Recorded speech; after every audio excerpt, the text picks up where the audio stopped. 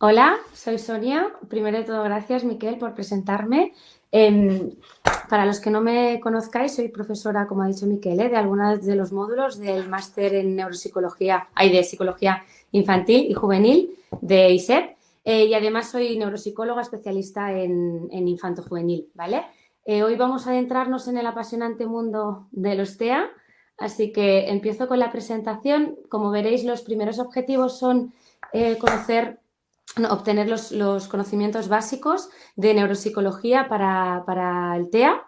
Además, también intentaremos adentrarnos un poco en los perfiles cognitivos, emocionales, sociales y conductuales que presentan los TEAs. Veréis que es un poco variopinto. Y por último, que veo que no se ve la diapo, pero sería intentar profundizar en la medida que el tiempo de que el tiempo de la sesión nos dé tiempo en los diferentes test y herramientas diagnósticas que tenemos a día de hoy, ¿vale? Entonces, vale, aquí nada. Entonces, la breve introducción al TEA sería, es un trastorno del desarrollo neurológico, por tanto, es un espectro que se define por la presencia de deficiencias en la comunicación social, la interacción social, en diversos contextos y patrones restrictivos y repetitivos de comportamiento, intereses o actividades. Esto se traduce en que os tenéis que quedar en que es un espectro y un patrón, es decir, que encontraréis como un continuo de variación en síntomas, es decir, que tendremos síntomas que irán del 0 al 100 y a partir de aquí tendremos que ir adaptando la variabilidad, ¿vale? Tiene que presentar un deterioro clínicamente significativo del ámbito social, académico o laboral en la persona en concreto, ¿vale? ¿Esto qué significa? Que hay gente que presenta rasgos, pero si no se considera que hay este deterioro clínicamente significativo, el DSM-5, que es la herramienta que tenemos para diagnosticar, no lo considera un trastorno. Más adelante profundizaremos un poco en esto, ¿vale? También se considera que los síntomas tienen que estar presentes en las primeras fases del periodo de desarrollo. Esto significa que no quiere decir que no se pueda diagnosticar un TEA a los 12 años, sino que la sintomatología que refieren o que reportan tanto padres como adultos de referencia del niño o niña, en este caso serían profesores, tienen que estar presentes en las primeras etapas del desarrollo, ¿vale? Además, también tenemos que tener en cuenta que los síntomas tienen que estar presentes en dos o más lugares, dos o más ámbitos, dos o más entornos. Aquí siempre pongo un ejemplo bastante, bueno, que creo que visualiza bastante bien, ¿no? Lo que significa esto, y es que un diabético lo sería en cualquiera de sus contextos, pues un TEA también. Lo único es que los TEA, igual que la mayoría de trastornos tanto de neuropsicología como de psicología infantil, varían en función del entorno, es decir, que son más sensibles a los aspectos del entorno que tenemos en cuenta, ¿vale? Vamos a ver. Vale. En cuanto quería comentaros un poco sobre los datos epidemiológicos. En este caso, si utilizamos los criterios diagnósticos del DSM-5, aquí hago mucho énfasis en el DSM-5 porque veréis que podemos encontrar con varias variaciones, ¿vale? La prevalencia es bastante similar en diversos países y grupos étnicos. Según el CDC, que sabéis que es un organismo que se encarga de hacer estudios sobre este tipo de salud y así, de ciencias de la salud, la prevalencia en 2016 era 1 de 54, es decir, de cada 54 personas, una presentaba TEA. Actualmente, esa prevalencia ha ido aumentando. Si os fijáis, hay un incremento desde 2000. Aquí yo os había apuntado que en 2000 la prevalencia era 1 de cada 150. Posiblemente me preguntéis, bueno, ¿y a qué es debido ese incremento? ¿No? Pues como en la mayoría de también síntomas, trastornos en psicología, es multifactorial, ¿vale? En primer lugar, el cambio de categoría a espectro. Por eso se insistía tanto, os comentaba, el tema del DSM-5. Si utilizáramos el DSM-4, esto no estaba presente. Al pasar de categoría a espectro, significa que dentro del espectro incluimos mucha más variabilidad de síntomas, con lo cual también tenemos mucha sintomatología susceptible de ser categorizada o diagnosticada como TEA. Ese sería el primer factor. Segundo factor, tenemos un mejor reconocimiento, es decir, en el ámbito de la salud, tanto en el ámbito de la salud como en el ámbito de académico, en el ámbito educativo, los diversos profesionales tenemos más formación, es decir, conocemos más y mejor los síntomas de alarma en TEA, lo cual nos permite diagnosticar antes y detectar antes la sintomatología que debemos tratar, ¿vale? También ha habido cambios en el medio ambiente, lo que significa, como muchos sabéis, el mundo avanza mucho y muy rápido, y uno de esos cambios es el tema como contaminación y sobre todo el estrés al que estamos sometidos. Esto se ha visto que puede tener una repercusión en que se desarrolle cierta sintomatología TEA, ¿vale? Y por último, un factor también un poco controvertido, que no es determinante, pero se puede considerar como un factor de riesgo, que sería la edad materna y paterna. Como sabéis, en diversos países se ha ido como avanzando, es decir, se es padre o madre un poco más mayor, y esto puede tener cierta correlación, no determinante, por supuesto, pero en desarrollar sintomatología TEA en los bebés. Entonces, un factor también importante es que las niñas con TEA están menos identificadas. La proporción es 4,5 veces más frecuente en niños que en niñas. Esto también pasa en otros trastornos del neurodesarrollo, como por ejemplo el TDAH. Respecto a esta diapositiva, vale, pasamos a la siguiente. Aquí quería comentaros que la etiología, es decir, las causas del TEA, se asumen como neurobiológicas. Neurobiológicas significa que tienen una explicación neurológica y biológica, ¿vale? La mayoría de autores consideran que las características del TEA son tan variables porque responden a una interacción, a un mix entre genes y ambiente, ¿vale? Esto también se explica, por ejemplo, en la sintomatología del TDAH, repito, son trastornos que se pueden asemejar bastante y que ambos, las semejanzas de ambos radican en que hay esa interacción entre genes y ambiente. Si recogiéramos citas de algunos autores, algunos de ellos han determinado que el TEA es de los trastornos psiquiátricos, neuropsiquiátricos, neuropsicológicos, con un componente genético más alto, ¿vale? Abajo, en la siguiente parte de la diapositiva, fijaos que la proporción de los factores ambientales y genéticos de esta interacción genes y ambiente es bastante desproporcional, es decir, a nivel factores ambientales explicarían el 10-30% de los TEA, en cambio los factores genéticos explicarían el 70-90%, ¿vale?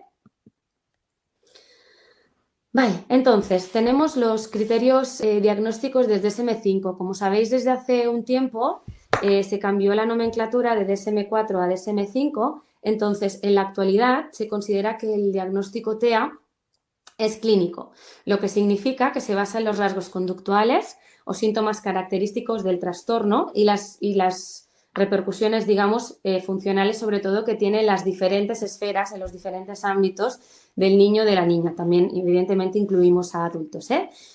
Se trata de una tríada. Esta tríada también está bastante reflejada en el DSM-5, que es lo que intentaremos hacer en las siguientes diapos, ¿vale?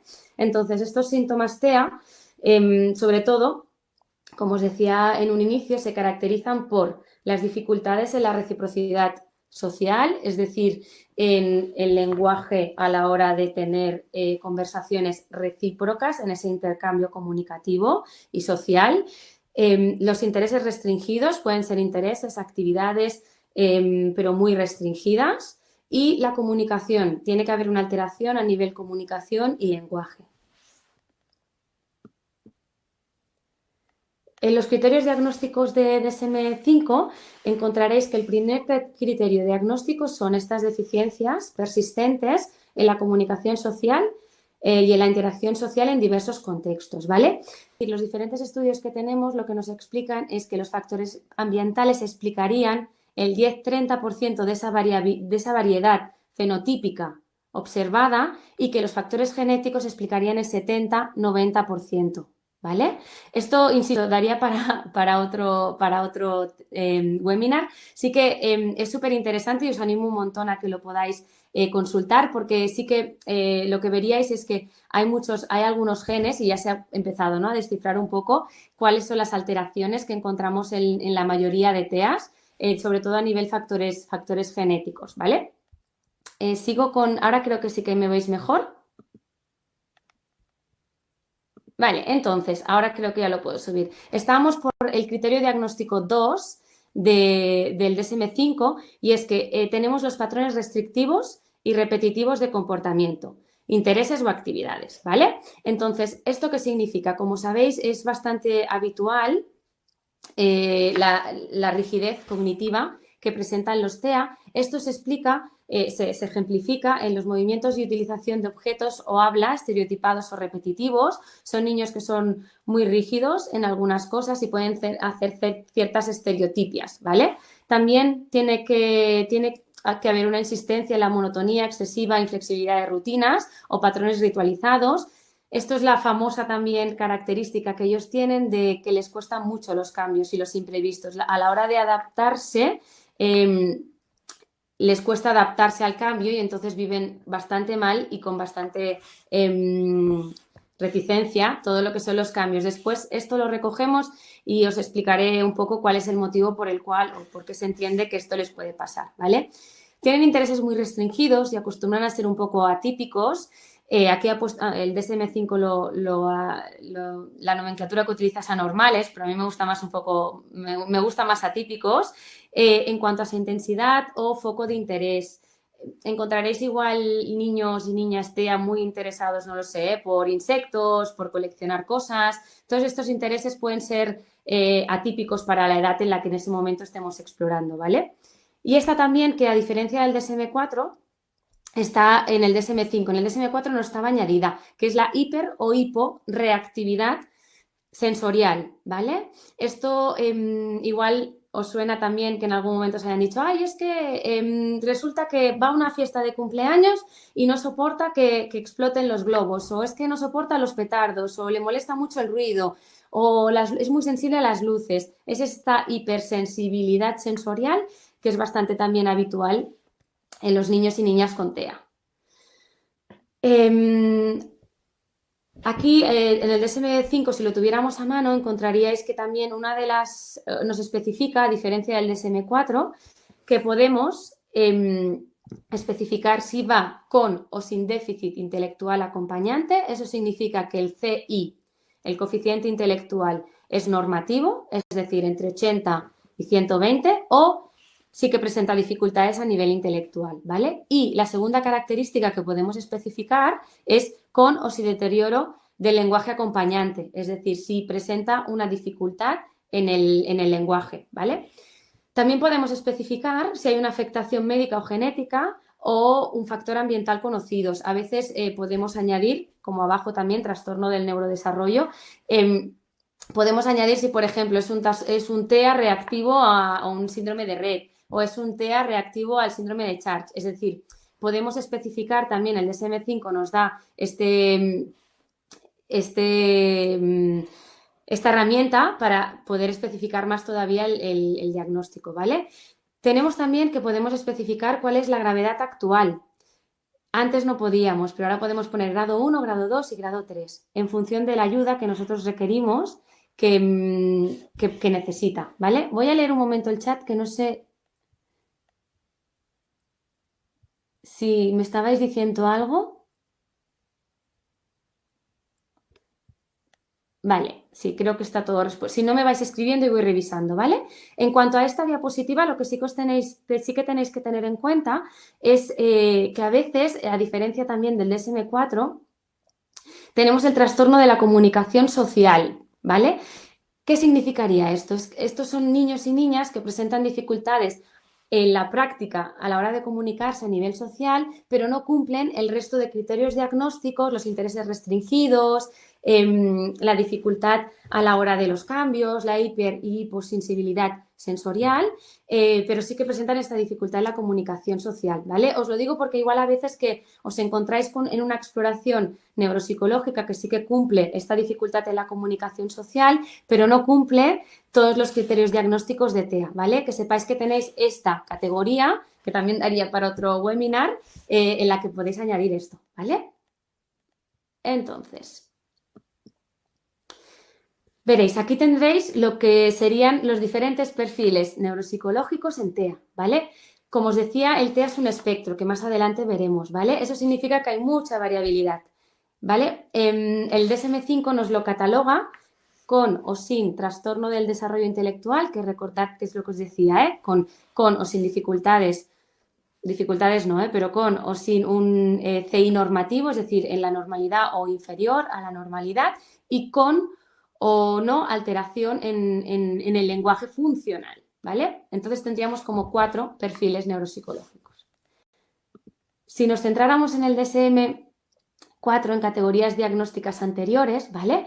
Aquí tenéis un esquema que no lo hago para liaros más, pero creo que os ayudará a haceros una idea de a qué nos referimos cuando hay variabilidad, ¿sí? Os explico. Veis que tenemos un espectro, es decir, una flecha entre coeficiente intelectual inferior a 70, coeficiente intelectual superior a 70, ¿vale? Y más o menos desarrollo del lenguaje. Tenemos el autismo de bajo funcionamiento, el autismo de alto funcionamiento, que veis que la diferencia sería el coeficiente intelectual y todo lo que ello conlleva, ¿vale? La diferencia entre Asperger y autismo de alto funcionamiento es este desarrollo del lenguaje.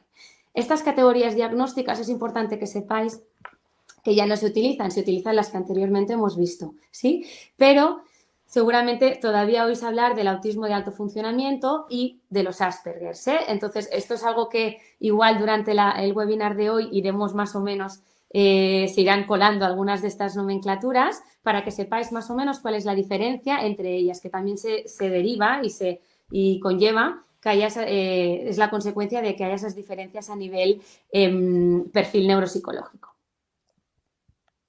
Vale. Entonces, hasta aquí, antes de que nos adentremos en el apasionante mundo de las teorías del TEA, ¿tenéis alguna pregunta? ¿Tenéis más o menos claro qué es el TEA? Todo bien, veo. Sí, porque no veo nada en el chat y no me veo congelada, así que creo que todo va según lo previsto. Vale. Intentaré ir más o menos rápida en esto de las teorías neuropsicológicas. ¿Qué significa? Son las teorías que nos explicarían por qué el TEA presenta las dificultades que presenta, ¿vale? Es importante que sepáis que hay 3, que os definiré estas 3, pero ninguna de las 3 explica a la perfección las dificultades que presentan los TEA, ¿vale? La primera es la teoría de la mente o de la cognición social o ceguera mental, ¿vale? Esta teoría que explica sería la teoría del déficit en la teoría de la mente, ¿vale? Explica que los TEA presentan dificultades para entender y representarse los estados mentales propios y ajenos. ¿Qué quiere decir? Que les cuesta hacer ese salto a la hora de entender qué es lo que está pensando el otro, qué es lo que está sintiendo el otro, ¿sí? Como veréis, tenemos dificultades diferentes en autismo y Asperger, que es lo que os decía, dentro de esa variabilidad que presenta los perfiles neuropsicológicos en TEA, tenemos diferentes dificultades, ¿sí? Los autistas, por ejemplo, no conceptualizan ni representan los estados mentales de los otros, ¿vale? En cambio, los Asperger sí que son capaces de comprenderlos y de representarlos, pero no los saben aplicar, no los aplican. ¿Cuáles son las consecuencias de este déficit en la teoría de la mente? Primero, que les cuesta identificar expresiones emocionales propias y de los demás, ¿vale? En el desarrollo del juego simbólico, aquí también más adelante veréis las dificultades a las que os podéis enfrentar, o sea, que pueden los TEA representar, ¿vale? Que más adelante veremos un caso en concreto. También está la dificultad en la emisión de expresiones declarativas, les cuesta emitir qué es lo que sienten en ese momento. No comprenden la intencionalidad o les cuesta mucho llegar a comprender la intencionalidad y la atención conjunta. Esto también es muy importante, ¿eh? Vamos a hacer algo conjuntamente, esa atención conjunta les cuesta un poco. Me voy a asegurar que no me deje nada de la teoría de la mente. Sí, principalmente es eso. También, sí, quería deciros, es la dificultad también significativa a la hora de imaginarse o intuir qué es lo que piensan, sienten, desean o creen el resto de personas. Esta sería la primera teoría explicativa, ¿vale? La segunda teoría explicativa sería el déficit en la coherencia central.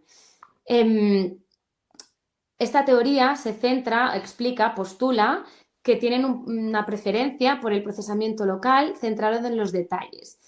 Esto os parecerá hay que traducirlo, ¿no? ¿Y esto qué significa? Que se centran mucho en los detalles y les cuesta llegar al todo, les cuesta generalizar. Por eso hay veces que nos parece que se centran en detalles irrelevantes y eso les impide llegar a conclusiones más generalizadas. También tienen esas dificultades para integrar la información y dotarla de significado, ¿vale? También tienen dificultades para interpretar palabras ambiguas o con doble significado. Esto también lo encontraréis como la literalidad, el sentido literal de los TEA, es decir, que cuando les hacemos algún tipo de, o los ponemos a prueba, con algún tipo de sentido que no sea literal, que tenga un doble sentido o una expresión hecha, una frase hecha, les cuesta entenderlos. Recuerdo, por ejemplo, un TEA que estábamos hablando y estábamos probando a ver qué tipo de frases hechas entendía y le decía, ¿qué quiere decir ponerte entre la espada y la pared? Y era incapaz de entender que poner entre la espada y la pared no significa que cojo una espada y te pongo contra la pared, sino que te pongo en un aprieto. Era incapaz de llegar a este sentido más figurado de esa expresión, ¿vale? Y como os comentaba, las dificultades en la generalización. Por último, también, la última de las teorías es la teoría del déficit en las funciones ejecutivas. Principal carencia de esta teoría. Por ejemplo, el TDAH también detectamos un déficit en las funciones ejecutivas, con lo cual no solo explicaría las dificultades del TEA, sino que también explicaría las dificultades, en este caso, del TDAH, ¿vale? ¿Por qué digo carencia? Porque, insisto, ninguna de las tres teorías explica a la perfección todos los síntomas TEA, sino que cada una parece, ¿no?, que se queda con un trocito de esa sintomatología que presentan los TEA, pero no engloban toda la sintomatología que presentan. En cuanto a las funciones ejecutivas, tenemos esa falta de inhibición, esa falta de flexibilidad cognitiva que os decía en el inicio, esa rigidez, esa dificultad para adaptarse a los cambios, la dificultad para autorregularse en el estado de alerta, también en el estado emocional y motivacional, que esto después veremos, que interfiere en sus respuestas emocionales y conductuales. La falta de orientación hacia el futuro y dificultades de anticipación, esto les dificulta muchísimo la capacidad de prever y de planificar. Algo muy común también en los TEA que detectaréis enseguida es que les cuesta mucho qué tengo que hacer para llegar a este objetivo. Es decir, si tengo un objetivo, qué subtareas, qué pasos intermedios tengo que hacer para llegar al objetivo, ¿vale? La dificultad en la toma de decisiones también es muy habitual porque, insisto, les cuesta un poco organizar y decidir qué es lo que quieren, lo que tienen que hacer para llegar a un objetivo. Y la resolución de conflictos también es uno de del talón de Aquiles de los TEA. Esto se traduce, por ejemplo, tienen dificultades también organizativas, tienen dificultades para comenzar y acabar una actividad. Por ejemplo, también les afecta bastante en el tema de la distracción. Son bastante sensibles a la interferencia. Esto luego lo veremos en las capacidades, en las funciones cognitivas, pero la atención es una de esas capacidades cognitivas que tienen un poco alterada a veces porque son sensibles a la distracción, ¿vale? Y sobre todo también dificultades para organizar el tiempo. Vale, si nos adentramos ya en el perfil cognitivo, como os decía en el inicio, la neuropsicología se encarga de especificar los diferentes perfiles en los diferentes trastornos psicológicos, ¿no?, en infancia y adolescencia. Tenemos el perfil cognitivo, perfil emocional y perfil conductual, ¿vale? El DSM-5 ya nos hacía un poco de separación en los diferentes perfiles neuropsicológicos, pero dentro de los perfiles neuropsicológicos es importante, ¿vale?, que veáis cuáles son los perfiles. ¿Hay un momento? ¿Vale? ¿Me veis bien? Ay, veo que me estáis diciendo que se ve congelado. Se ve bien, se ve bien. ¿Sí? Leía que se veía congelado. Es en la parte de abajo del chat, antes. Vale. Ahora creo que he subido a la parte de arriba. Vale, voy a revisar que no me haya dejado ninguna pregunta. Vale. Alguien me pregunta sobre los grados del TEA. Sí, correcto, es muy subjetivo. Realmente, a ver, que he perdido la pregunta, ¿eh? Realmente sí. Depende de la exploración, depende de esto a nivel de SM5 sí que realmente nos dan pocas herramientas, igual que nos dan muchas herramientas en los ejemplos y donde podemos ver esa sintomatología que presentan. Lo veréis más, sobre todo en cuanto a los cuestionarios y test que le pasemos a familia, que luego lo profundizaremos, tanto a familia como a profesores. Entonces ahí podremos detectar qué tipo de ayuda necesitan, ¿vale? Esa era una. Creo que.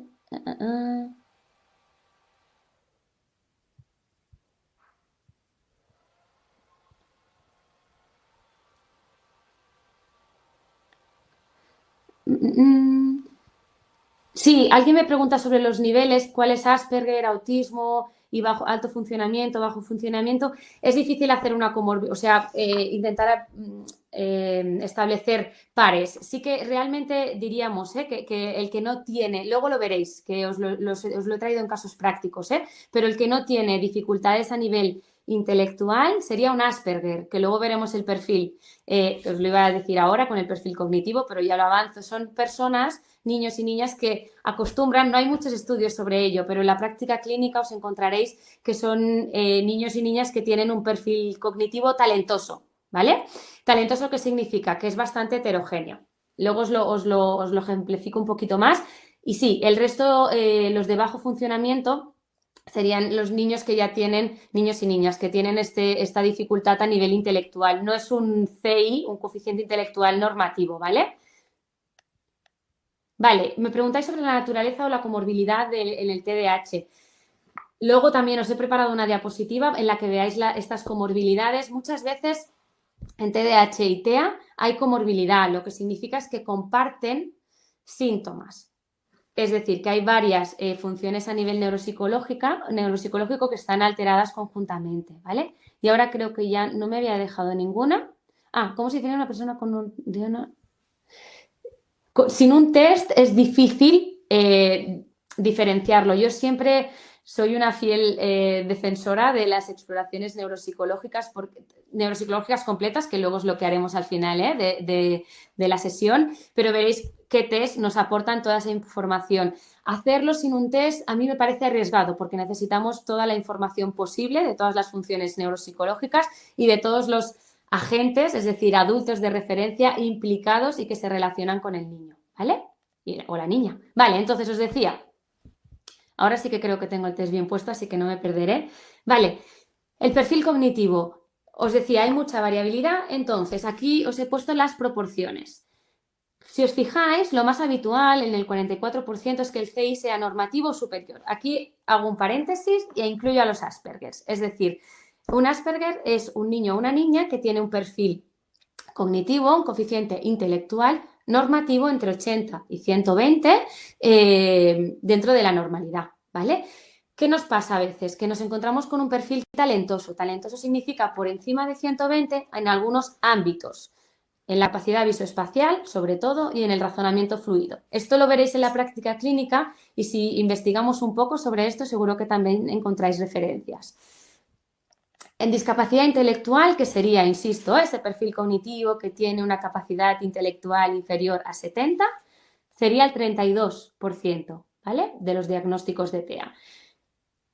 Y el CI limítrofe es el que se encuentra entre 70 y 80, ¿vale? Es ese conjunto de niños y niñas que nos quedan entre el perfil normativo a partir de 80 y la discapacidad intelectual, que sería inferior a 70. Vale. Como os decía, tenemos esta parte de espectro que es importante que sepáis, ¿vale? Menos alteración, más alteración, ¿vale? Entonces, tenemos aquí, ¿en qué encontramos ese espectro? En la cognición social, en las funciones ejecutivas y en la percepción y movimiento.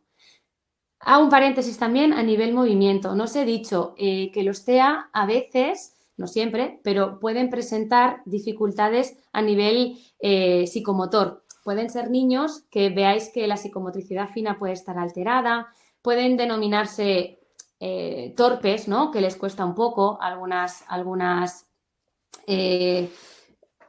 movimientos, ¿vale? Igual correr, todo lo que es la coordinación motora puede estar, o psicomotora puede estar afectada, ¿vale? En este caso, lo que quiero que os quedéis de todo esto es que de menos a más alteración, pero todos presentan un poco de alteración, que ahora veremos cómo determinamos si es mucha o es poca o cómo hacemos la exploración. Leo el chat. Un retraso en el lenguaje.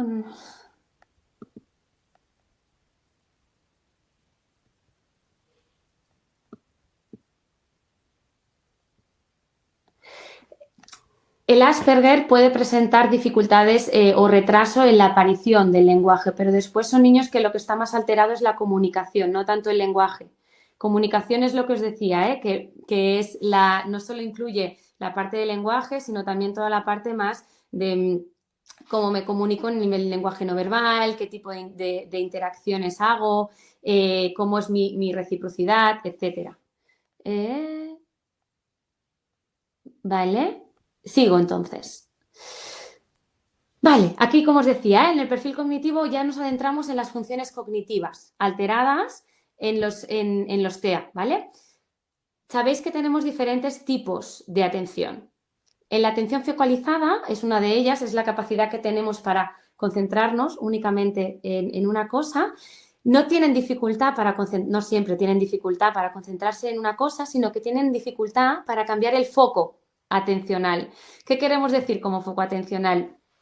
Lo que más frecuentemente os encontraréis quizá cuando os vengan con demanda de hoy, no sé si, o veo que sospecho de que pueda ser TEA y así, la demanda, digamos, el motivo de consulta cuando hagáis la historia clínica, a veces os encontráis señales de alerta. Una de ellas puede ser que nos diga, ay, es que le hablo y parece que está en su mundo, parece que no me escucha. Pues eso es la dificultad para cambiar el foco atencional. Están tan concentrados en algo que el resto de situaciones les cuesta mucho cambiar el foco atencional, ¿vale?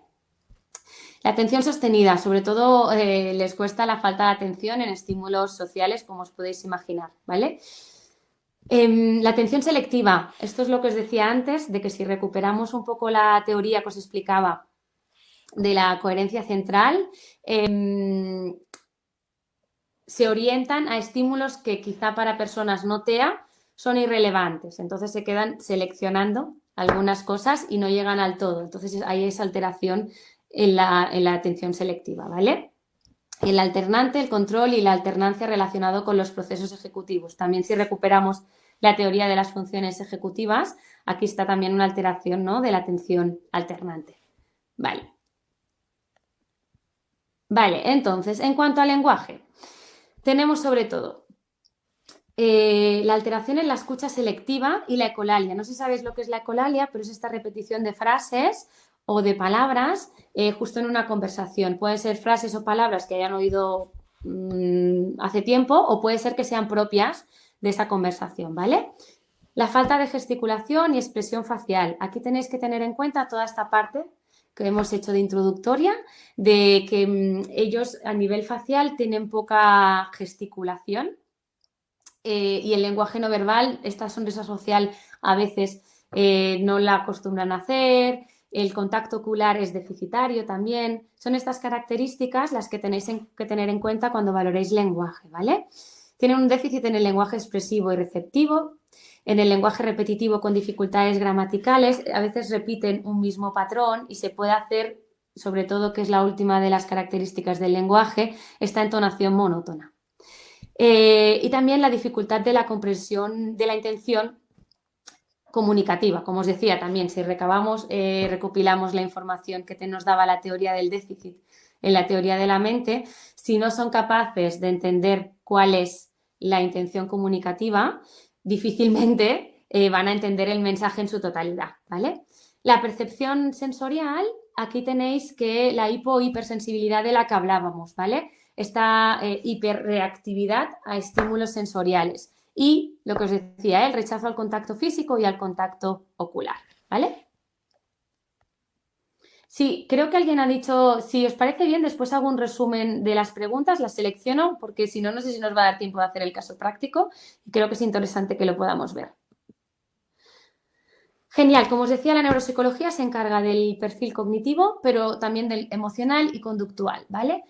Encontramos en la mayoría de casos TEA esta dificultad en la regulación emocional.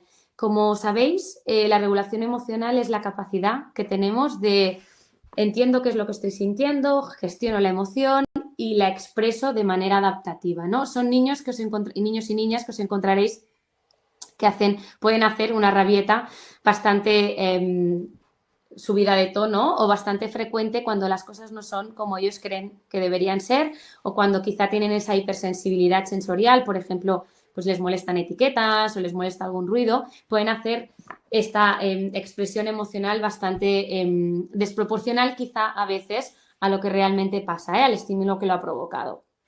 También explican una lentitud y la irregularidad de respuesta frente a una actividad. Esto se enlaza para que lo veáis un poco más claro con el punto 3, es decir, les cuesta adaptarse adecuadamente a lo que en ese momento el entorno les está demandando, ¿vale? Es decir, como a veces les cuesta interpretar, bueno, a veces o muchas veces, les cuesta interpretar qué es lo que el entorno espera de ellos, a nivel conductual les cuesta adaptarse y no siempre aciertan en la respuesta conductual que ellos creen, bueno, que al final hacen, ¿vale?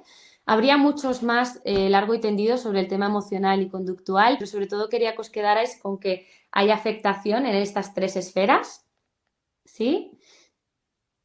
Y sobre todo quería haceros énfasis en la comorbilidad con otros trastornos. Creo que alguien me lo comentaba. Os he puesto los tantos por ciento, ¿vale? Aquí tenéis, por ejemplo, el tanto por ciento de discapacidad intelectual, cuál es la comorbilidad, es entre un 25 y un 75. En el TDAH es muy alta, es un 60. En trastornos del aprendizaje es variable, no os lo he puesto, es variable, pero que sepáis que hay veces que hay trastornos específicos del aprendizaje asociados y que hay comorbilidad. Recordad que como trastornos del aprendizaje tenemos ahora también la nomenclatura ha cambiado, pero es lo que conocemos como la dislexia, disgrafía, disortografía, discalculia, que ahora se llaman trastornos específicos del aprendizaje, en lectoescritura. Bueno, ha cambiado la nomenclatura, pero para que os hagáis una idea, es exactamente lo que conocíamos como dislexias y compañía, ¿vale? Trastornos de ansiedad, epilepsias también, un TOC, también veréis que comparten esta parte de rigidez cognitiva y la parte obsesiva también está muy presente en los TEA. Los tics motores, a veces cuesta saber si es tic motor o esta parte de estereotipia que ellos hacen. Y el trastorno depresivo. No está puesto el Tourette, pero supongo que alguno de vosotros sabe que es el síndrome de Tourette, que es un trastorno neurológico. Y a veces también hay cierta comorbilidad, también comparten esta parte de rigidez. Aquí también, insisto, nos daría para otro webinar, pero es también bastante interesante saber en qué parte se comparte sintomatología, es decir, qué puntos en común. Por ejemplo, decíamos, ¿no? En el TDAH está la parte de funciones ejecutivas muy alterada en ambos, bueno, muy o bastante alterada, ¿no? En ambos trastornos. Y como os decía, por ejemplo, en el TOC, esta parte de rigidez y esta parte obsesiva también es bastante frecuente. Vale, la exploración de los problemas asociados. Como hemos visto anteriormente, la sintomatología TEA es un espectro, entonces puede haber mucha variabilidad. De todas maneras, os decía al inicio del webinar, depende de diversos factores. Por ejemplo, depende del estilo educativo de los padres. No es lo mismo un estilo autoritario, que un estilo muy permisivo, que un estilo basado en límites, que un estilo basado en disciplina positiva. Se asume que el estilo educativo más, no sé si llamarle eficaz, pero que mejor, que más ayuda a los TEA es el estilo más asertivo, ¿vale? Con normas, límites, rutinas, mucha previsión del entorno, mucha estructura del entorno, pero sí que tenéis que saber que a veces nos encontramos más o menos variabilidad en función de qué referentes tenemos, ¿vale?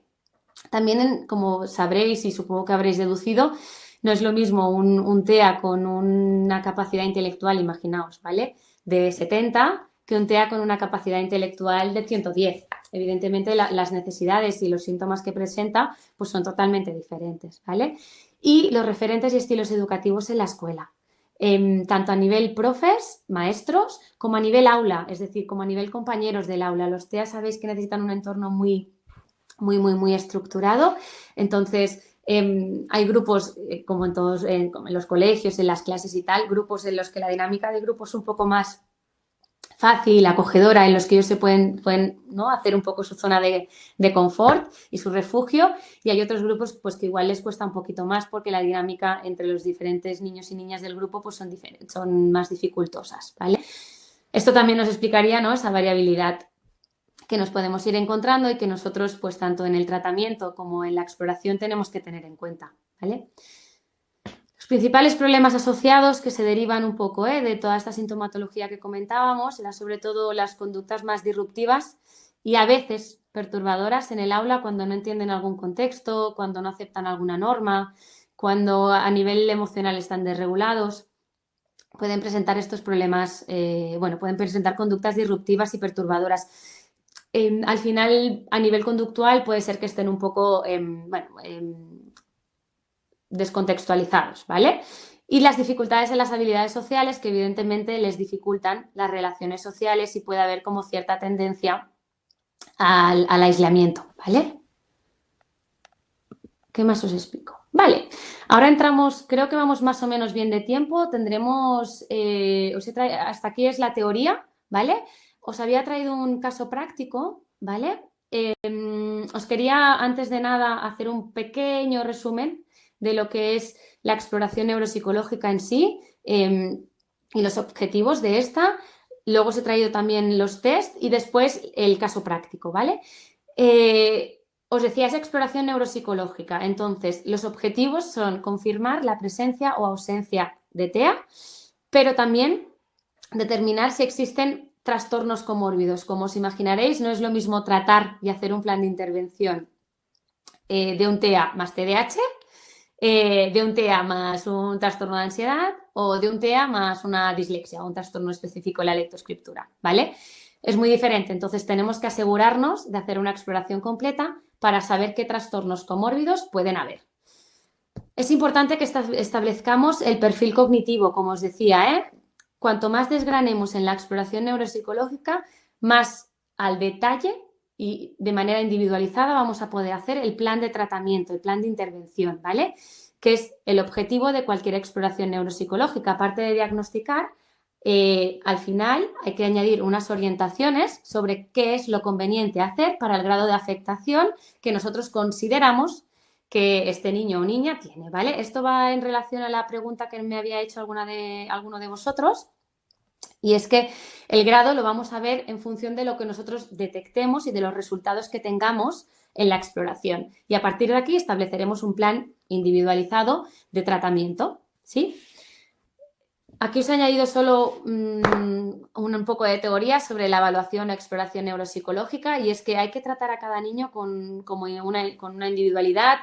Muchas veces en los motivos de consulta podemos caer en el error de enseguida tener señales de alarma, estos síntomas de alarma que os decía que ahora ya todos estamos como muy familiarizados, ¿no? Con ellos. Ostras, no habla a tiempo, ostras, es que los cambios le afectan un montón.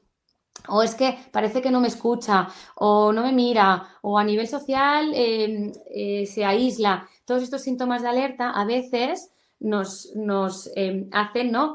Condicionan un poco nuestra exploración. Y está bien que la condicionen, pero no nos podemos olvidar que cada niño y cada niña hay que tratarlo con esa individualidad, ¿vale? Y sobre todo no perder los objetivos de la evaluación. A veces cuando exploramos nos olvidamos de que el objetivo es determinar las dificultades, establecer un diagnóstico si es necesario, o si en ese caso se puede establecer un diagnóstico o es una orientación diagnóstica pendiente de valoración o pendiente de evolución, ¿vale? Sobre todo el plan de tratamiento, es decir, las orientaciones tanto para el colegio, para casa, como lo que vamos a hacer nosotros en tratamiento con ellos y ellas. Entramos a los instrumentos de valoración. Como os decía, no sé si me va a dar tiempo porque creo que es importante que pasemos a la parte práctica, que creo que vale mucho la pena, ¿vale? Pero intentaré deciros, si no seguro que lo tendréis colgado y podréis repasarlo, ¿vale? Tenemos dos tipos de valoración y de exploración dentro de esta exploración propiamente dicho, ¿eh? Sobre todo son los cuestionarios más de cribaje. En este caso sería el chat, el MChat, el CARS, el SCQ y el IDEA. Son cuestionarios que nosotros hacemos con la familia y, depende del cuestionario, con los adultos de referencia que acostumbran a ser los profesores, las personas que comparten el mayor tiempo con el niño o la niña, ¿vale? Como os decía, son cuestionarios, es decir, normalmente nosotros, luego lo veréis en la exploración que os he traído, pero normalmente nosotros, aparte de hacer esta parte de exploración con padres y madres y profesores, podemos hacer una entrevista. Es decir, si lo estructuráramos un poco más, primero hacemos entrevista clínica con los padres, recogemos toda la información, que después pasaremos a la parte práctica y os lo explico, pero el segundo paso es utilizar alguno de estos test de, digámosle, cribaje o de observación, tanto a padres, madres, como a profesores y profesoras. ¿Por qué es importante? Porque los profesores y las profesoras nos pueden aportar observaciones, información muy valuosa, muy válida sobre cómo está el niño y la niña en su ámbito natural, que es en el cole, en un ambiente con estresores que existen, ¿no? Que son diferentes niños ante dificultades académicas, sociales, emocionales. Bueno, nos viene muy bien saber qué es lo que piensan los profesores y qué es lo que ofrecen los profesores. Yo también tengo la costumbre de hacer una entrevista con los profesores, no solo pasar esta parte de cuestionarios en las que obtendremos, ¿no? Una puntuación, sino si puedo intercambiar puntos de vista, realmente ayuda mucho a nosotros poder después elaborar al detalle ese informe neuropsicológico. Tenéis los instrumentos de evaluación, ¿vale? Propiamente dichos. Los más, os diría que comunes desde hace un tiempo y que se entienden como herramientas diagnósticas como tal, serían el ADIR, muy valuoso, es una entrevista semiestructurada para padres o cuidadores a partir de los 18 meses. Esto tenéis que tenerlo en cuenta, es decir, es muy válida porque al final, desde edades muy de atención precoz, que son 18 meses, ya contempla esas observaciones que podemos valorar, ¿vale? Se hace para padres. Sabéis que tanto para el ADIR como el A2, no sé si lo sabéis, pero hay que hacer como una acreditación, hay que hacer un curso de la editorial, de la gente que ha elaborado el ADIR y el A2. Entonces, ellos os hacen una formación y evidentemente después tenéis pues todo el material, ¿vale? Aparte hay que comprar el test. El ADIR, insisto, es una entrevista semiestructurada en la que vosotros vais a ir intercambiando información con los padres, en este caso. Por eso separaba la información que os den los padres de la información que os pueden dar los profesores y profesoras, ¿vale? El A2, propiamente dicho, el A2.2, es una valoración en base a juego semiestructurado. Es un contexto muy libre, no es el típico test que os encontraréis en el que es muy académico. No, en este caso es un juego es un contexto de juego, ¿vale? Veréis que se valoran sobre todo la iniciación en el juego, estereotipias, contacto ocular, iniciación de conversaciones, incluso tienen que elaborar una historia, tienen que, por ejemplo, hacer juego simbólico. Es un contexto en el que el niño y la niña se pueden sentir muy cómodos, entonces nos permite observar mucho y esas observaciones están estructuradas y después nos da una puntuación. Esta es la parte más, creo que más interesante de la 2 y nos da un diagnóstico, ¿vale? Hay un punto de corte a partir de X número. Se considera TEA, aparte de que nos da la gravedad, y a partir inferior no se considera TEA, ¿vale? Tenéis la escala de desarrollo de Bailey y, bueno, el Baseline Adaptative Behavior Scales, ¿vale? Que también es una valoración de la conducta adaptativa. Esto no es lo que más me interesaba porque esto al final, insisto, que podéis encontrar mucha información. Sí que me interesaba que vierais esta clasificación, es decir, cómo podemos valorar el perfil neuropsicológico del niño o la niña que tengamos delante con sospecha de TEA. Aparte de estas observaciones que os decía, de estos test más específicos, tenemos toda la parte en la que determinaremos el perfil cognitivo, emocional y conductual, ¿vale? Nada, solo os hago apuntes. En cuanto a capacidad intelectual, el más habitual es el WIS 5. Lo único que sabéis que el WIS, que es a partir de 6 años, el WIPSI es inferior y el NEPSI es una escala mucho más completa que también os implicará mucho más tiempo. Cualquiera de las tres, bueno, el WIPSI evidentemente es por edad, pero sería de la misma familia. Cualquiera de las dos en este caso es totalmente válida y os va a dar puntos fuertes y puntos débiles, ¿vale? En cuanto a la atención, tenéis el DEDOS, el CARAS, el CPT, el AGL. También depende de lo que queráis valorar y si tenéis más dudas, es decir, ostras, pues no me ha quedado bastante claro con el CARAS, pues igual puedo hacer un DEDOS, ¿vale? Aquí tenéis vosotros esta parte de variabilidad, ¿vale? La lectoescritura, como os decía, cada niño tiene una individualidad y hay que tratarlo como tal, ¿vale? No os olvidéis de explorar las posibles comorbilidades, es decir, los posibles trastornos comórbidos. Porque ya que hacemos la exploración y establecemos ese vínculo con el niño o con la niña, no está de más que veamos si presenta dificultades a nivel académico. Hay veces que los padres lo asumen todo dentro de lo mismo y no está de más desgranarlo un poquitín. Creo que al final también nos ayuda, como os decía, a tener un tratamiento mucho más específico e individualizado, ¿vale? Las funciones ejecutivas, tenéis el ENFEN, el Kumanin, bueno, aquí tenéis bastantes test en los que también, ¿no? Cada escala, bueno, están divididos en subescalas como el resto y tenéis que valorar cada escala qué información os aporta. En cuanto al lenguaje también, percepción. Os quería comentar esto que era importante, la percepción social. En el NEPSI tenéis una escala de percepción social muy valuosa, ¿vale? ¿Qué significa? Que nos ofrece la posibilidad de valorar la teoría de la mente, ¿vale? Y la percepción social como tal, el reconocimiento de las emociones, ¿vale? Esto ni el WISC ni otros test nos lo ofrecen. Entonces, hay veces que cuando no tenemos la posibilidad de pasar el A2 o tenemos sospecha o no acabamos de tenerlo claro, tenemos esta escala del NEPSI que también nos orienta un poco hacia esa parte de, bueno, que os decía, ¿no? Que se explicaría por el déficit de la teoría de la mente, que nos ayudaría a entender las posibles dificultades sociales que pueda presentar, ¿vale? Y siempre, por último, siempre incluyo esta parte de perfil temperamental y conductual en el que podéis tener en el SENA, el TAMAI y el BASC. Es súper importante que aparte de poder hacer esta parte de estructura y de entrevista semiestructurada del ADIR, si no tenéis la opción, tenéis la parte de hacer la historia clínica con los padres, que ahí ya tendréis mucha información. Tenéis la opción de hacer los cuestionarios con los profesores, pero también tenéis la opción de hacer tanto el SENA como el BASC con profesores y aquí os va a dar un montón de información, ¿vale?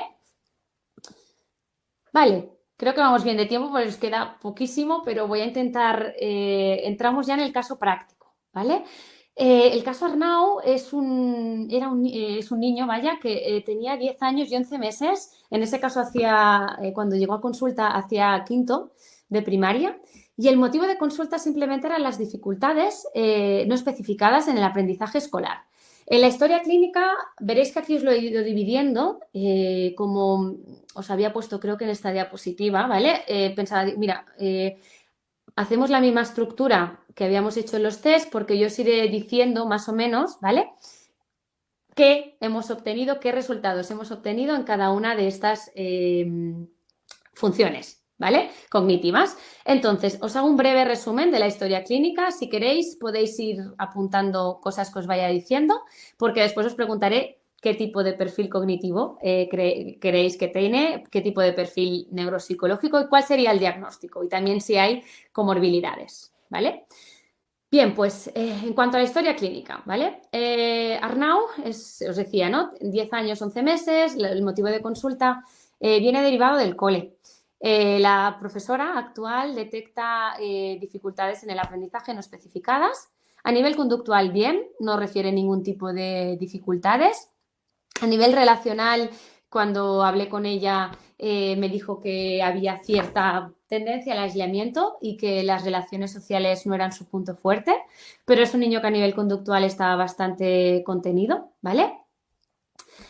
Arnau cambió de colegio justo un curso antes de quinto, es decir, en cuarto, porque sus padres se separaron. Hizo un cambio de domicilio. Al hacer un cambio de domicilio también hizo un cambio de municipio, entonces le tocó otro colegio, ¿vale? Iba a un colegio muy pequeñito, pequeñito me refiero con una ratio muy baja, es decir, que igual había 20 niños y una clase por una línea por curso, ¿vale?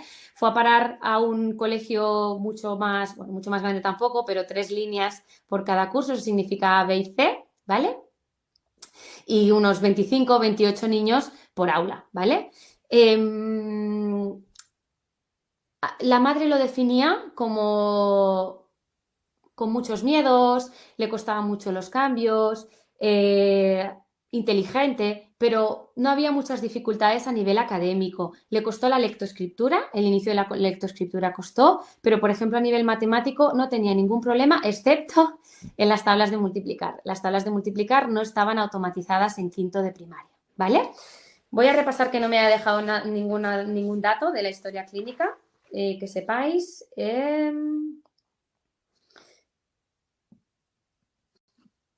Vale, sí que lo definían también como rígido y controlador, ¿vale? Y sí, las primeras dificultades que decía la profesora a nivel académico, no le gusta leer en voz alta, le cuesta mucho redactar y comete muchas faltas de ortografía, ¿vale? En cambio, en copia, la copia sí que está preservada, es decir, que si copia, no comete esas faltas de ortografía, es en estructura libre, ¿vale? En escritura libre, quería decir. Vale, entonces, en cuanto a la capacidad intelectual, ¿vale? Os he puesto el WISC. Aquí en el WISC, no sé si algunos lo conocéis. Entonces, si lo conocéis, tenéis entre el 80 y el 120. Os decía, menos de 80 tiene dificultades a nivel intelectual, es capacidad limítrofe, inferior a 70 es discapacidad intelectual. Todo lo que esté entre 80 y 120 es normativo.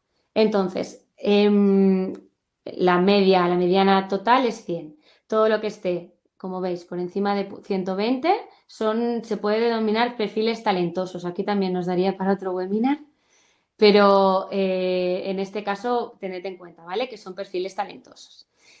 Las puntuaciones exactas veo que no lo he puesto específicamente, pero en el WISC capacidad verbal sería un 104, visoespacial un 132, razonamiento fluido 128,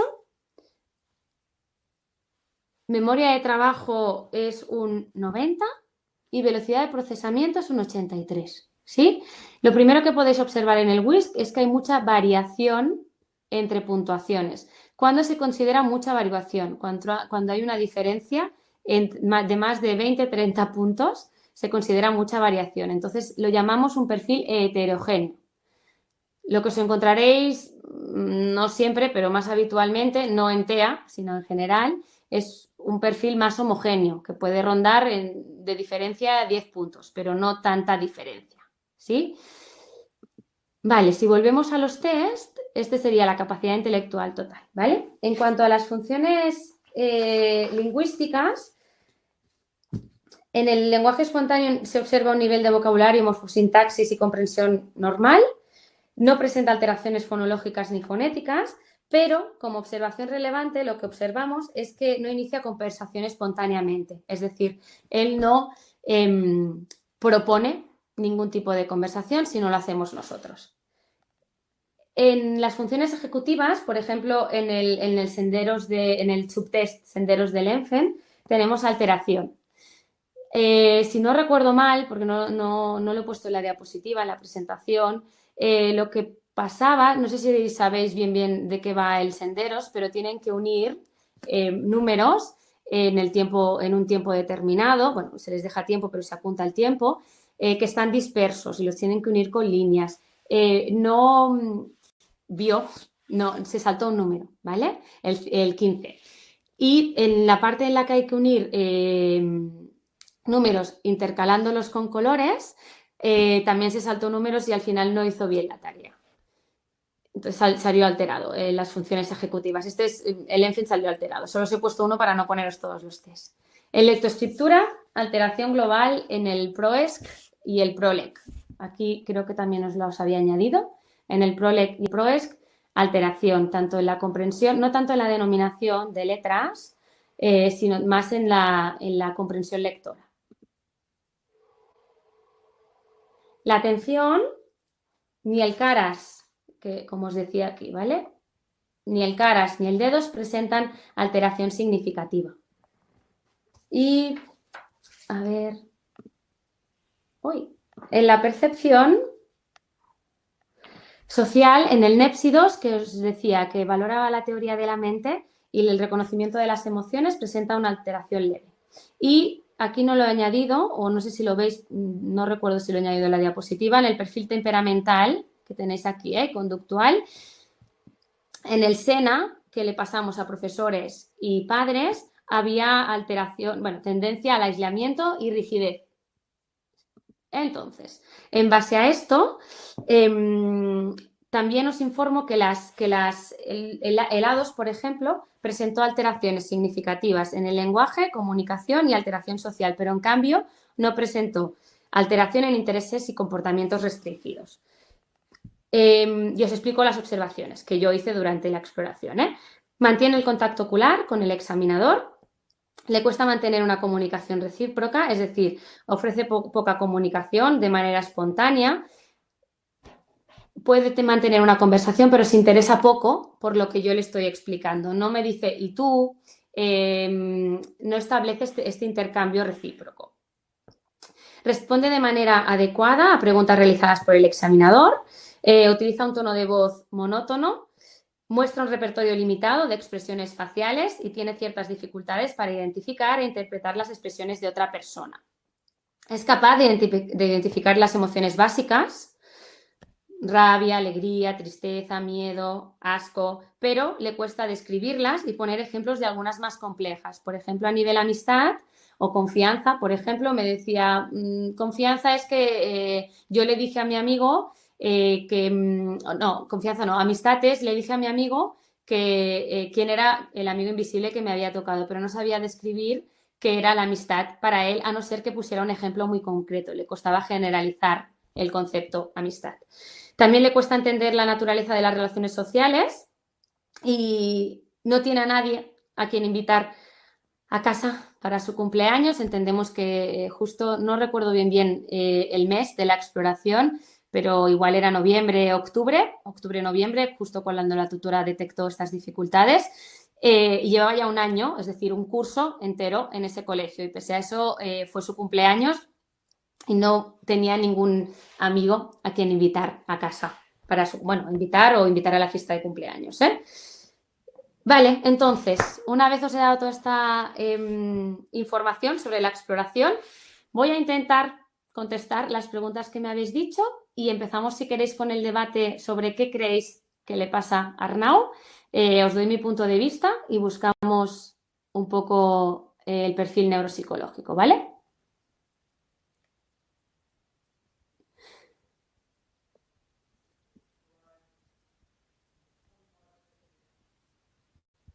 A ver, los instrumentos nos respaldan. Vale. El A2-2 es a partir de los 18 meses también. Tenéis varias escalas, ¿sí? Sí que es verdad que el MChat es muy válido con el ADIR. No es obligatorio utilizar ADIR y A2, pero sí que ahora es muy común ponerlos en práctica. De hecho, es de las herramientas diagnósticas que más tenemos. También os digo que, claro, evidentemente hay que hacer la formación de ambos y después comprar el test aparte. Vale. Entonces, vale, creo que no me dejo nada así importante. Si hay alguna que no haya contestado, creo que las he contestado. Bueno, hay una bastante larga, pero creo que es un caso en concreto. Si nos sobra tiempo, nos lo miramos, ¿vale? Pero si queréis decirme más o menos, ¿qué es lo que creéis que le puede pasar a Arnau o qué apostaríais? Y diciéndome y os digo más o menos, que os doy mi punto de vista y cuál es el diagnóstico que hicimos.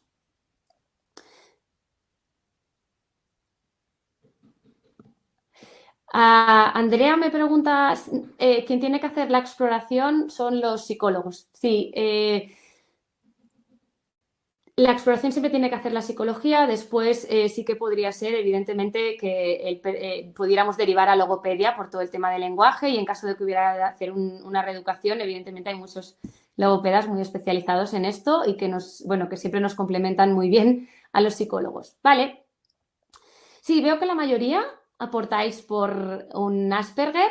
Recordad que sí, os paso la diapositiva, a ver si no me quedo congelada, pero la diapositiva en la que teníamos los criterios diagnósticos del DSM-5, ¿vale? Porque podríamos poner Asperger, pero ahora no, siendo muy técnicos, no nos dejan poner Asperger, tenemos que poner trastorno espectro autista, ¿vale? Y determinar cuál es el perfil este de aquí. A ver si la encuentro. Esta, vale. ¿Qué diríais? ¿Tiene con o sin trastorno del desarrollo intelectual?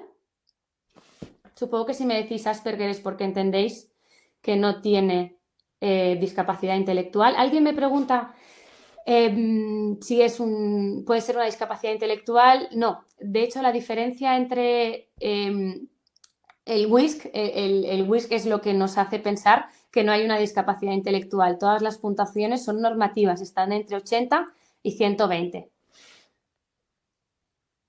¿Vale? Sin trastorno intelectual, perfecto. ¿Qué pondríais? ¿Leve, alteración o no del lenguaje funcional? ¿Vale? Sin discapacidad seguro porque el WISC es lo que nos indica. Muy bien. ¿Y pondríais leve alteración o no del lenguaje funcional o con alteración del lenguaje funcional?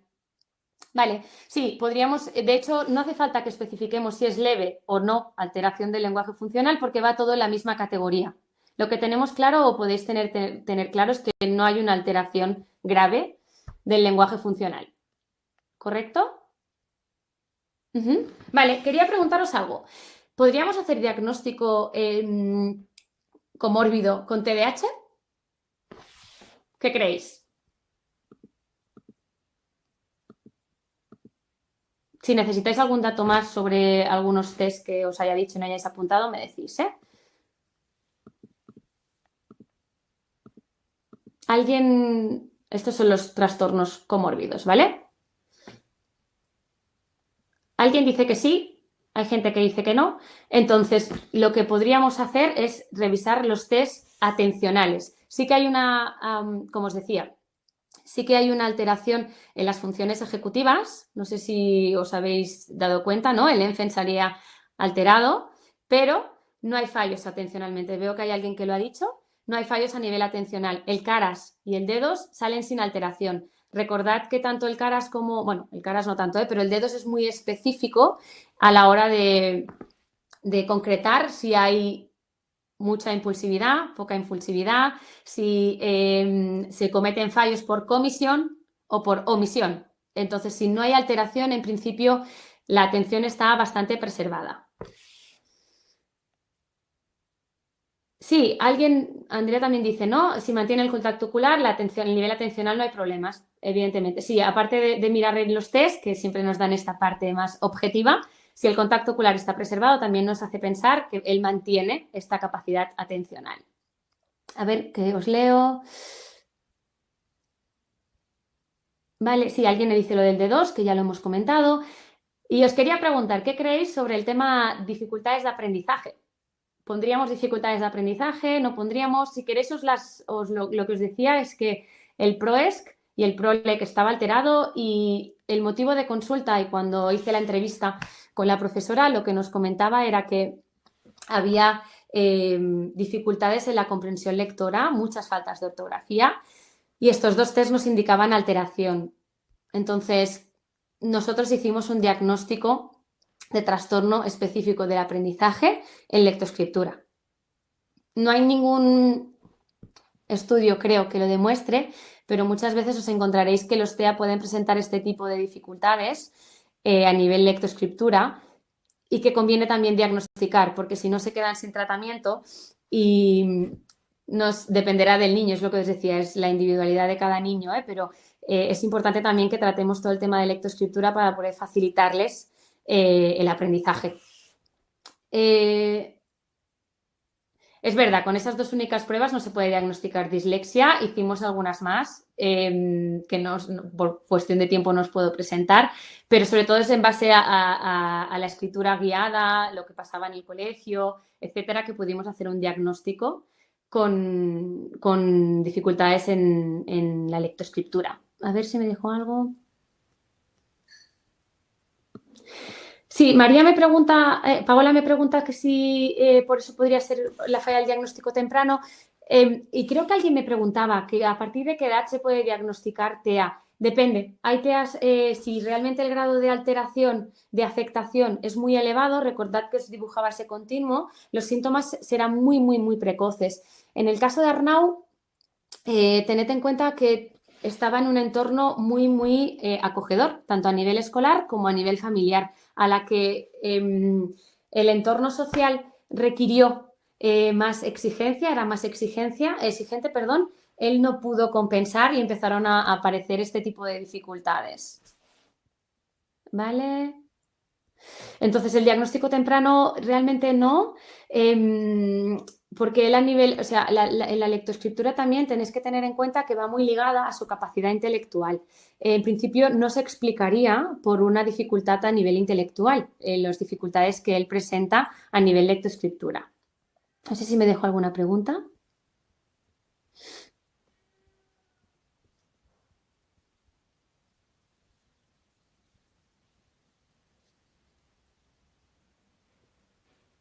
Vale. Mira, alguien me pregunta los test atencionales. Mira, el CARAS diría que son 6 años y el D2, que es más complejo, es a partir de los 8. El D2 lo podéis pasar de los 8 hasta, bueno, hasta adultos. Nos da información muy valiosa sobre qué tipo de perfil atencional tenemos, ¿vale? Si comete muchos errores por impulsividad o bien por falta de concentración, porque omite muchas respuestas. Bajo un poco más, que no sé si me he dejado algo más en el chat.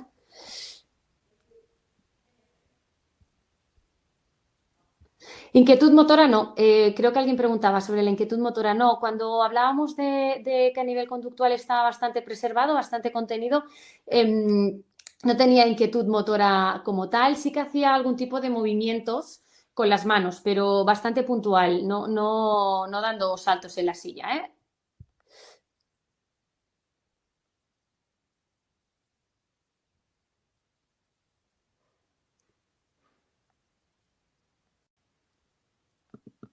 En adulto también se llama TEA, sí. Hay una pregunta que no entiendo. Entiendo que hablamos de emisión de juicio clínico y no diagnóstico, ya que hasta donde conozco no podemos emitir diagnósticos clínicos. Sí que evidentemente tenéis que tener la especialidad de psicología clínica o neuropsicología clínica, pero el diagnóstico podemos emitirlo. Sí, no sé exactamente a qué te referías con esa pregunta. ¿Vale? Vale, aquí leo que quizá hay diferencias entre quién hace el diagnóstico entre países. Realmente lo desconozco. Por ejemplo, creo que Jocelyn nos dice que en Chile es el neurólogo el que hace el diagnóstico, pero el resto de profesionales ayudan a entregar información al neurólogo. Ah, y veo que el A2 lo puede pasar logopedia. Quizá funciona diferente, insisto, en diferentes países. Esto dependerá un poco, claro, aquí sí que tenéis que hablar bastante con el colegio de psicólogos de vuestro país para saber exactamente qué tipo de diagnóstico podéis hacer. Quizá hay estas diferencias burocráticas, pero en principio si tenemos la especialidad de psicología clínica o neuropsicología clínica, se puede hacer ese diagnóstico. Intento que no me deje nada.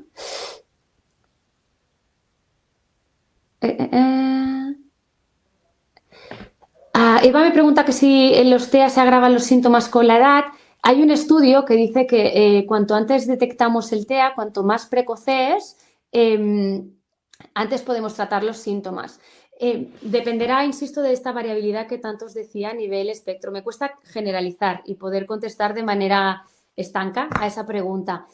En principio, por ejemplo, en Arnau su sintomatología no era muy grave. Insisto que la sintomatología más grave, tipo esta reactividad al estímulo sensorial, a los estímulos sensoriales, si ya aparece en primera infancia o esta parte de rechazo social, cuando hay discapacidad intelectual, etcétera, pueden tener peor pronóstico que los que tienen menos afectación y por lo tanto son más funcionales. También tened en cuenta que muchas veces ellos mismos desarrollan como estrategias compensatorias, es decir, que adquieren ellos mismos la manera de adaptarse poco a poco al entorno, de tapar esas carencias. En adulto también se llama TEA, creo que ya la había contestado. Vale. No revisaremos el plan de intervención. Veo que son dos preguntas bastante que van ligadas. No lo pudimos, no nos da tiempo de hacerlo, daría también para otro webinar.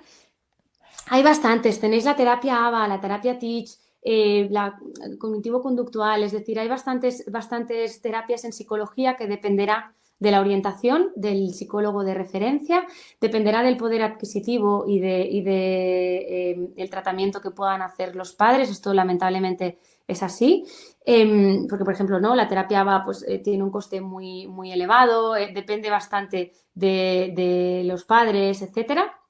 Pero sí que sobre todo lo que tenéis que tener muy claro es que la intervención, el plan de intervención neuropsicológico o psicológico en TEA siempre tiene que ir en 3 ejes, siempre son 3 ejes.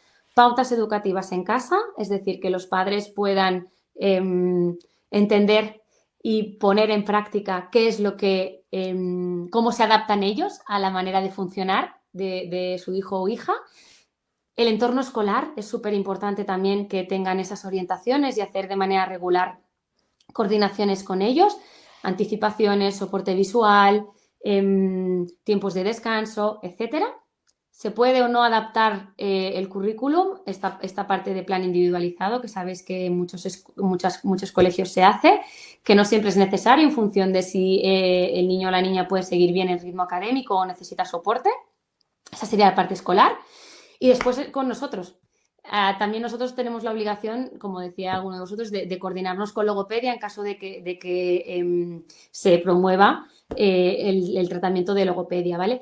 En el caso de Arnau, os digo rápidamente lo que hicimos y es adaptación del entorno a nivel padres, muchas pautas, mucha anticipación, darle herramientas para que ellos pudieran hacerle un modelaje a nivel social, técnicas de regulación emocional también, maneras de comunicarse con él y enfrentamientos, sobre todo que el miedo no lo paralizara y que él fuera capaz de enfrentarse y de gestionar esta parte más de miedos, ¿vale? En el colegio también tuvimos que hacer una parte de plan individualizado, no a nivel curricular, sino a nivel metodológico, sobre todo también por el tema lectoescritura, que requería cierta adaptación. Y se derivó a logopedia para que hicieran una reeducación específica en la lectoescritura. Sí, no lo he contestado, creo. Olga me dice que no he contestado. El diagnóstico de Arnau es como decíais, un trastorno del espectro autista sin discapacidad intelectual, con leve alteración o no alteración del lenguaje y trastorno específico de la lectoescritura. Trastorno del aprendizaje específico de lectoescritura, ¿vale? La anticipación, necesitan tener el entorno muy estructurado. Muchas veces nos funciona muy bien que ellos tengan un horario, que trabajen como muy pautados, muy sistemáticos, les da sensación de seguridad, porque como a ellos les cuesta anticiparse, recuperemos todo lo que hemos dicho durante la sesión, como les cuesta anticiparse, si tienen más o menos previsto qué es lo que pasará en colores, con dibujos, etcétera, les ayuda a sentir más seguridad. ¿A partir de qué edad puede empezar a estudiar un bebé para conocer si tiene trastorno? Los test están a partir de 18 meses, que es cuando debería aparecer más la intención comunicativa. Como sabéis, el tema balbuceo, ya se ha iniciado la marcha a los 18 meses, etcétera, ya se pueden observar cositas. Pero insisto, que depende mucho de la variabilidad y habrá niños que no se exploren como Arnau hasta casi los 11 años, pero habrá otros que con 18 ya recurran ya vayan al pediatra y el pediatra los derive a atención precoz. La integración sensorial mejora con el tiempo. Sí, también es una parte importante del tratamiento que tenemos que tener en cuenta. Es importante que me preguntéis todo esto porque, como veis, el plan de intervención del TEA depende de lo que nosotros exploremos. No hay un plan, por eso insistía mucho en la individualidad de cada caso, porque, por ejemplo, en Arnau no había esta parte de hiperreacción sensorial, pero igual, o no estaba muy acentuada, pero igual en otro niño es mucho más disfuncional y hay que trabajarla mucho más, ¿vale? No sé si me dejo alguna más. Sí, Rusé me pregunta que si no hay grave afectación en su vida, afecta igualmente, se diagnostica igualmente, perdón. Como os decía, hay un criterio diagnóstico del DSM-5 que es el deterioro clínicamente significativo en las diferentes esferas de su vida. En el caso de Arnau, lo que más, igual no lo he remarcado lo suficiente, así que te agradezco la pregunta. Lo que más nos preocupaba era esa tendencia al aislamiento y la dificultad de adaptación a un contexto diferente que no fuera su contexto de referencia, con lo cual también podemos deducir que hay este deterioro clínicamente significativo. En el colegio, pese a que a él no iba llorando y no iba malhumorado, se aislaba mucho, no se relacionaba. Por ejemplo, el no tener algún amigo a quien invitar a su cumpleaños. Todo esto eran señales de alarmas que nos indicaban que quizá ahora no había ese deterioro clínicamente significativo, pero podría haber ese deterioro clínicamente significativo. Sí, compartiremos las diapositivas, diría que sí. Luego Tony igual nos ayuda, no sé cuánto tiempo nos queda, pero sí, creo que luego Tony os explicará o me explicará a mí cómo las podéis recuperar y creo que está grabada, no solo las diapositivas, sino también lo que es el webinar en sí. A ver, creo que no me dejo nada. Tengo entendido que no basta solo con aplicar a dos dosis de anestesia, sino que hay que hacer una evaluación global del niño. Entiendo que no cuenta su historia. Lo digo porque últimamente muchos colegas... Vale, sí. Jocelyn, sí que creo que esto no te lo había contestado. Sí, es verdad. No se puede utilizar únicamente el A2 y el ADIR como varitas mágicas para saber si el niño o la niña tiene TEA. No, el ADIR y el A2 nos dan información súper valiosa que tenemos que valorar muchísimo. Pero no lo es todo, evidentemente. Por eso os proponía y hacía mucho énfasis en toda la charla, sobre todo las funciones ejecutivas, esta parte, ¿no? A nivel emocional, a nivel conductual, a nivel regulación emocional, coeficiente intelectual. Eso el ADIR y el A2 difícilmente nos lo aportan. Entonces, toda esta observación que podáis hacer en el colegio es muy valiosa. Creo que sí. No sé si alguien... la iniciativa que le pregunte, Irene me pregunta, ¿no? La iniciativa que le pregunte y se interese por el otro, ¿cómo se puede trabajar? Muchas veces trabajamos en role-playing, en situaciones... Pensad que en los TEA a veces tienen intereses un poco restringidos. Recuerdo que a Arnau le gustaba muchísimo todo el tema de la astronomía y la astrología. Entonces hicimos todo un plan de intervención en base a esto, era un interés en el que él se sentía como muy cómodo. Intenté buscar mucha información sobre esto y hacer como un role-playing en el que él se le explicaba, ¿no? Cuál era esta intención comunicativa, esta parte de, ostras, voy a intentar hablar con alguien en una zona de confort para él, que era este ámbito que él domina a la perfección. Cuando él aquí adquirió sus herramientas, después pasamos a otros ámbitos en el que él no tenía tanto dominio.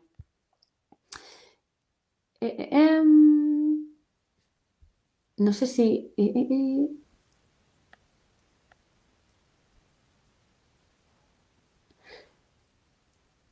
Creo que no me dejo nada. Nos quedaría saber que realmente no lo sé y debería buscar información en los diferentes países quién realmente tiene que hacer el diagnóstico.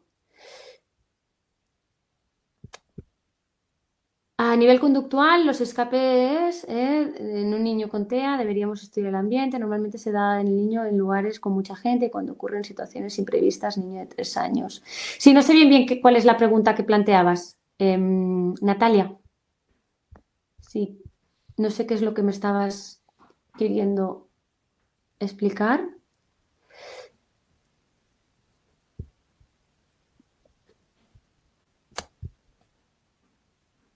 Bueno, en todo caso creo que ya nos tenemos que ir. Si alguien tiene alguna pregunta muy importante, que la ponga ahora, pero creo que he ido contestando todas. Si no, como os decía, el webinar yo creo que estará colgado, tanto las diapositivas como la charla. Así que, nada, ha sido un placer. Espero que os haya quedado un poquito más claro, aunque ha sido corto, porque realmente necesitábamos un poquito más de tiempo para poder, pues, sobre todo lo que demandabais, ¿no? Establecer un plan de intervención, pero podemos proponer otro webinar. Ha sido un placer, así que, nada, creo que ha habido otra pregunta. Ay. Comorbilidad con altas capacidades, Gema,